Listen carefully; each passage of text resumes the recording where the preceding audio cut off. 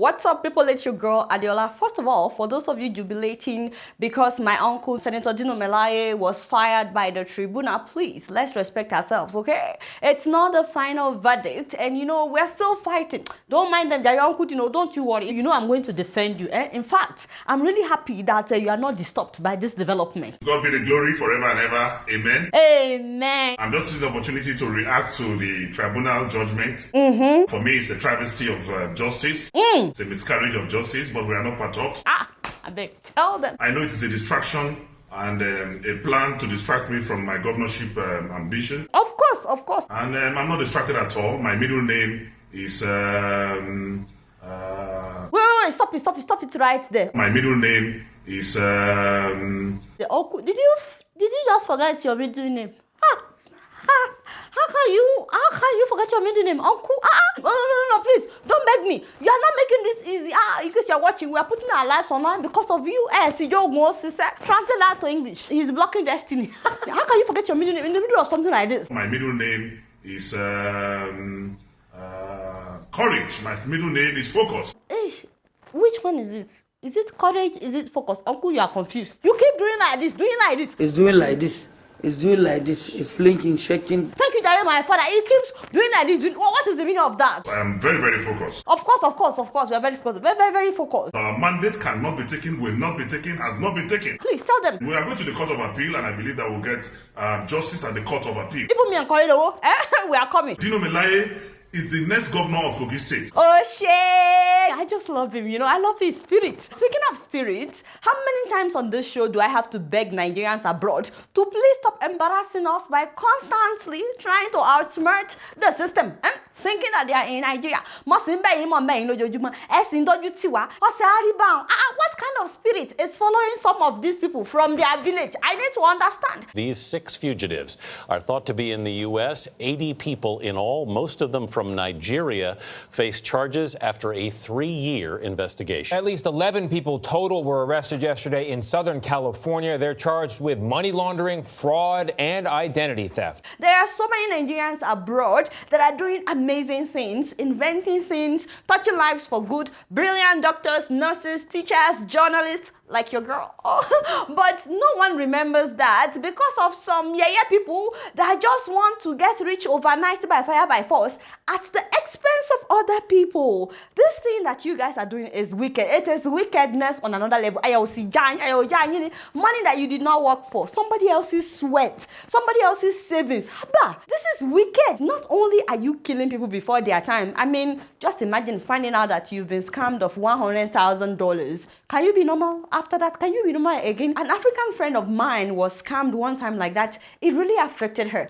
Some of these victims would suffer heart attack. But not only that, you're also painting Nigerians bad. For real, once people know that you're from Nigeria in some settings in this America, they don't trust you. You have to work extra hard to earn people's trust and respect. Not only that, you're making life difficult for other Africans, whether you want to admit this or not, because so many people don't differentiate between who's from Nigeria and who's from other African countries. Once they say that you're from Africa, they just think that the whole of Africa is one country. So once they see news like this, it's not just Nigerians that they start acting towards. Suddenly people from other countries are being watched. We cannot continue like this. And a huge part of the problem is that everybody in Nigeria now has a goal, which is to make it by fire by force. Even in churches, so many of the messages now are about how God wants you to be a millionaire, God wants you to be a billionaire, or you're supposed to dominate. And I'm like, dominate over who? The prayer point is about all enemies of my success. You must die, you must die. We are the most religious country that I know, but the focus is no longer on knowing God. It's all about what you can get.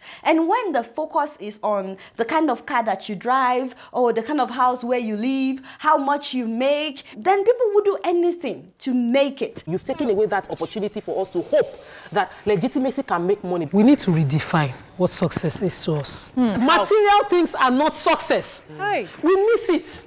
You see, the packaging has taken over so much. It's so bad. It's painful. And this is what is driving some of our young people to do outrageous things just so that they can go to church and share testimony. Nigeria is the perfect breeding ground for this. There is no social consequence for crime. The only thing that brings shame in Nigeria is poverty.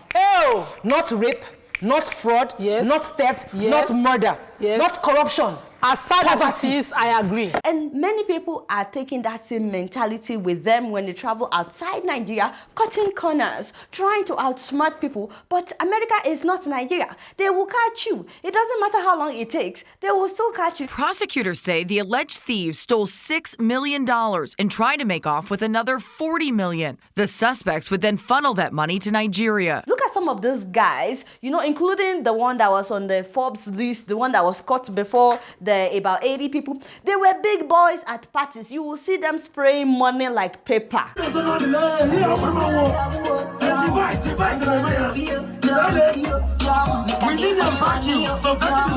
see what I mean? Nobody that worked hard for money would do something like that. And of course, they pay tithe and offering. Of course, they pay tithe and offering. So all these people that were arrested, there are some pastors in Nigeria that have been collecting money and benefiting without asking where those people got their money from. You know, in fact, I've seen videos of that one that calls himself a pastor, the one that beats up people, calling it deliverance. Watch him.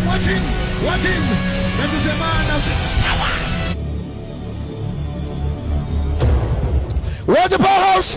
What another dangerous, mysterious operation by the Major One. This is mystery and strange to those of you. If you are living in Canada, that is the power. That is the power. Okay, Father, I don't have time. I don't have something like this right now. But I saw them spray him money one time like that.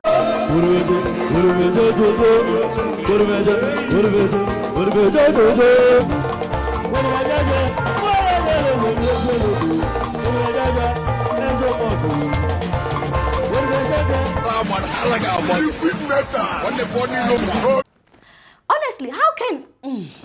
Okay, so I'm tired. You know, all I'm trying to say is that those were the big boys at that time, riding fancy cars, living large. But when they were arrested, what did they take with them? Nothing. Not except water.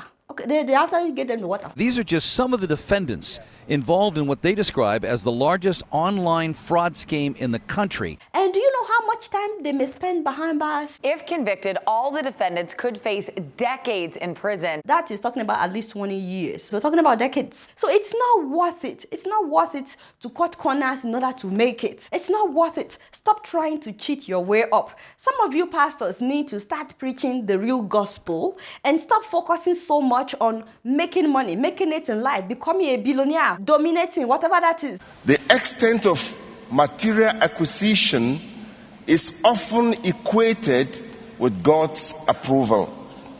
Scripture is often interpreted or manipulated to promote the main emphasis. Some preachers connive with popular culture to dangle unrealistic shortcuts to prosperity. You may not know what some of your members are doing because they want to come and share testimony. Why should any follower of Jesus support a gospel that tends to align much more with celebrity culture in depriving the poor of the dignity and the respect they deserve? Some of you family members that are at home, you need to stop putting so much pressure on your loved ones abroad because it's not easy to make money out here on the street, okay?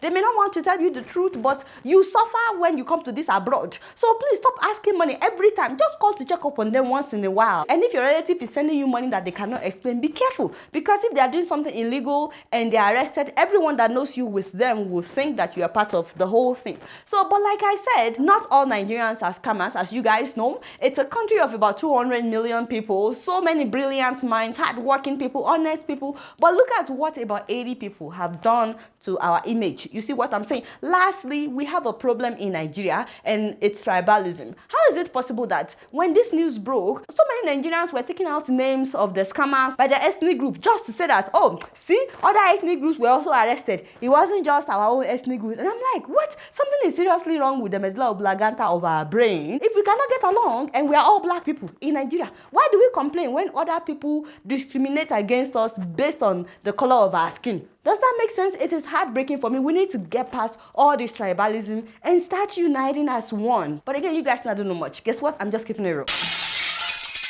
Moving on to the Gambia, my Gambia. Put up the photo of Mr. President. You know, I have a photo with the man. Put up my photo with my. You know, how have you been? Anyway, so there's this news. Mr. President, in case you're watching, there's this news that has been circulating in the Gambia, and I feel like we need to talk here. You understand? You know, nobody else will tell you the truth except your girl. Anyway, so I've been so worried because I haven't slept. I can't even eat since I saw the news. So the story is that the contract has been leaked. Gang. You're wondering which contract? The contract between the presidential villa and the company that supplies food for Mr. President. That is a Prince Price Enterprise. So, Mr. President, in case you're watching, is it true that you are spending more than $41,000 US on food every month? La ilaha illallah. When some people don't even make $40,000 a year in America, you know, although to be fair, it's not just for him and his family, it's also for his guests. But that means that Mr. President is spending 50 million naira on food every month. Allegedly, you know everything is allegedly. Now, to put this in context, Nigerian President Muhammadu Buhari is spending 98 million naira on food in a year, according to the 2018 budget. And we are complaining in Nigeria because for us, that is too much. What are you eating with 98 million naira? Oga Buhari? So now to hear that the Gambian president is spending 178 million naira a year, almost double what Nigerian president is spending on food. What are you guys eating in the Gambia? I don't understand. I don't get it. Because in America, the president gets paid and then he pays for his own family's food, so you understand, out of his salary. But of course, taxpayers take care of his guests. So I saw $4,300 every month on chicken alone in the Gambia. That is 1.5 million naira. And the way that they were even charging the president, something is terribly wrong. First of all, they charge for whole chicken $774, and then chicken leg $583. I was like, wait, is the leg not part of the whole chicken? Why are they charging him for the whole chicken and they are still charging him for chicken leg? I don't understand. And then there was another $1,146 for chicken wings. I said, sorry, Mr. President, I don't get it. I'm just confused. Why are you buying chicken wings separately from the whole chicken? I mean, what happened to the wings in the whole chicken? And this is different from the $864 that you are spending on chicken drumstick. Where is the fear of God in the Gambia? Number one, I'm really worried because somebody has been scamming you, Mr. President. In case somebody is telling you the truth, they've been scamming you, my Oga. If they are charging you for food chicken and they are still charging you for chicken wings and chicken legs, you are getting scammed though. You better wake up. Now, the contract also says that you are also spending about $1,500 on beef tenderloin every month and another $4,167 on cattle meat. So I'm like, what is beef? What is cattle meat? No be the same thing, no be the same animal. Mr. President, I hope you're watching because somebody is using grammar to cheat you big time. I saw another $1,000 for lamb chops. You know, all this meat, by the way, adds up to 11,000 plus on meat alone every month. That is too much, okay? Okay, so Nigerian president need to start talking as well so that we can know the breakdown of this 98 million naira that they are spending in Aso Rock. How much goes to chicken in Aso Rock? We need to know. Which brings me to my second point, Mr. President. The second thing that is worrying me is your health. Benny, because if you are eating all those meats, they are pumping you up for some kind of diseases. If you are eating all that chicken and beef, they are pumping you up for all kinds of diseases. Although be me talk come. But if it's true that you are also spending almost $230 every month on butter, besides $442 that you are spending on olive oil. By the way, the same contract is charging you $831 for cooking oil in gallons and drums. I said, how is cooking oil separate from olive oil? I need to come to the Gambia and come and rescue Mr. President. You know, they have been scamming this man. You know, this is too much cholesterol. Too much cholesterol. You don't joke with cholesterol because it can kill people. Do you know that they are also charging him about $275 every month for palm oil? Palm oil. Besides olive oil and cooking oil, he's also buying palm oil. What are you doing with so much oil at the villa that you have to put them in gallons and drums according to the contract? Are you using oil to take shower? I don't get it. This is the government that came after Yahya Jammeh, promising to do better. Expectations were really high. But you are no longer afraid. Gambians, you better wake up. Somebody is trying to kill your president with cholesterol. Benny, don't let it happen. Another $555 is being spent on onions every month. You know, I've not even started on the price of rice, fish, beans, and other things on the list. Almost $230 on sugar every month. This is a sin against Allah. $833 on shrimp is even a bigger sin. embarrassing. Altogether, the presidency is allegedly spending more than $41,000 on food every month. And in a year, that is $492,000. Let's just say $500,000, okay? That is 178 million naira. You see why I've been worried with, do you really need to put up this photo? Like, what is wrong with you? Did anybody ask you to show the evidence of where the food is going? Why do you like trouble? Okay, I see that there's a difference in the stomach area compared to when he first became president. I know, but you don't need to put this up. Take it down, take it down. This is very embarrassing. You know that I'm planning on still going to Gambia someday. This one that you are doing, I don't know if I can take you with me. You know you are on your own. I did not send you to put that up. Anyway, sorry, Mr. President. He's a very young boy, sorry, my father. Now, Mr. President, what I think we need to do is to start by begging for Astra Gafurula. You need to start asking for forgiveness, and you can call me so we can talk. And then I think you need to sue all your cooks for not considering your health. How can they be feeding you with this kind of food? How can they be feeding you so much butter, so much meat, so much oil, even palm oil? Now only you are putting oil in drums. How about $11,000 worth of meat every month? You need to fire all your cooks, fire every one of them. And then, Mr. President, I think you need to sue all your citizens, the whole of you need to sue every one of them for letting you get away with something like this. How can you let for him? You need to sue them, Mr. President. Sue all your citizens. As it is, some Gambians are already shouting that you promised to spend only 3 years in office when you became president, but now your tone is different. By the way, we have it on tape where you were saying you will only spend 3 years. You signed this document to say you will leave after 3 years. Can we have you on record right here? The agreement is 3 years. We have a mandate to do within that 3 years. It depends on the coalition now, whether the job is completed in 3 years or not. Thank you, Jare, my dad. Now you are redeeming yourself. So, but now we are hearing that you want to be there and complete 5 years, and even after that 5 years, you may stand in for election. I don't know. All I know is Gambians are saying, the promise was that you will spend 3 years, so that you must keep your promise. They're already shouting. And if you Google Operation 3 years just now, you will find pictures. You will even see people printing out t-shirts, all of them saying that the president must step down in December of this year as promised. I think maybe it's because of how much you are spending on butter. Yes. Or chicken, or beef. Or maybe because you are now appointing people who were part of Yaya Jammeh's cabinet, it's your own cabinet as well. Ooh, Ford, despite promising not to do that. Now the defense minister, the foreign affairs minister, the new finance minister, they were all allegedly part of Yaya Jammeh's government, and now they're part of your government. In fact, I heard that one of his advisors is now your advisor. How is it possible? Mr. President, in case you're watching, you had a chance to make a lasting name for yourself by standing with the people and doing the right thing after Yaya Jammeh left. People still talk about Nelson Mandela long after his death. He even did one term and stepped down honorably. I think you should think of the legacy that you are leaving behind, how you will be remembered. I'm not saying you should not eat butter, but you may want to think about your legacy, because you are supposed to be the president of the whole Gambia, not just your village. You understand? We'll talk about that next time. So think of your legacy and what you will be remembered for. I'm the only one that will tell you the truth, because of course I'm your girl. By the way, if you're not from the Gambia, let me know how much your president is spending on food every month or every year. Let me know in the comment section below. You guys not don't know much. Guess what? I'm just keeping it real. Moving on to Gabon. Did you guys hear that the president of Gabon, Ali Bongo, had stroke? 10 months ago. And for a good 10 months, it disappeared from public view until this happened last week during their Independence Day ceremony.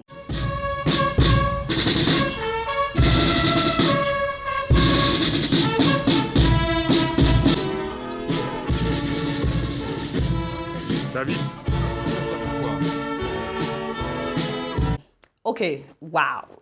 Is it by force? Is it by force to be a president? I don't know.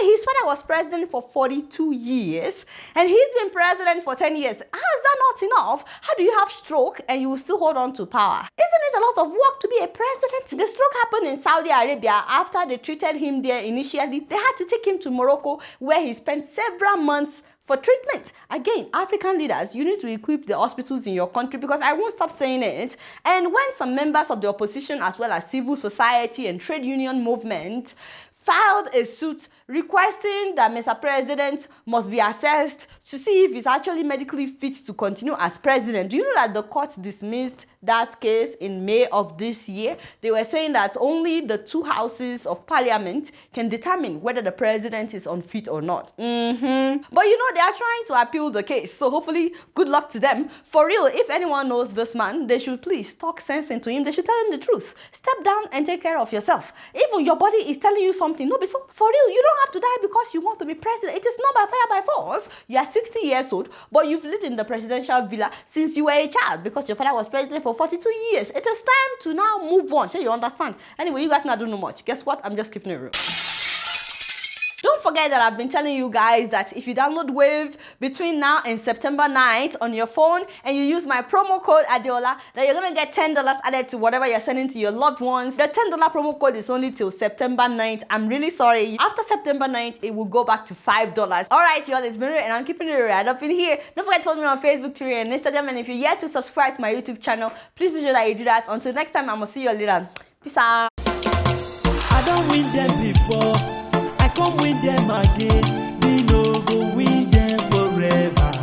Thank God and do, make I lost the election. I did for sale, but I win senator. Thank God, tribunal nullify election. We know God bless, no man cause thank God.